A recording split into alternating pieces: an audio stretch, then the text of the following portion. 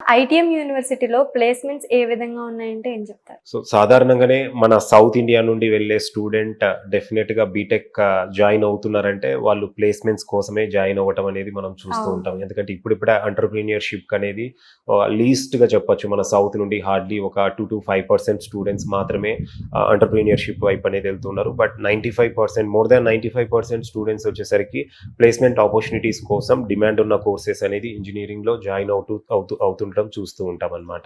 So, ITM యూనివర్సిటీలో మన దగ్గర 82% ప్లేస్‌మెంట్ రికార్డ్ అనేది ఉందండి. 24 బ్యాచ్ వరకు. 25 అకాడమిక్ ఇయర్‌వి స్టిల్ ప్లేస్‌మెంట్స్ అనేది ప్రోగ్రెస్‌లో ఉన్నాయి. అండ్ మోస్ట్ ప్రాబబ్లీ మనకు మే 15 ఆర్ మే 20 వరకు అనేది స్టాటిస్టిక్స్ అనేది రిలీజ్ చేయడం జరుగుతూ ఉంటుంది.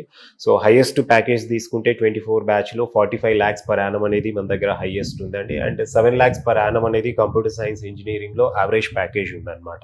జనరల్‌గానే 7 లాక్స్ అబోవ్ యావరేజ్ ప్యాకేజ్ ఉన్న ఇన్‌స్టిట్యూషన్స్ డెఫినిట్‌గా వాటి పెర్ఫార్మెన్స్ అనేది బెటర్‌గా ఉందని చెప్పొచ్చండి.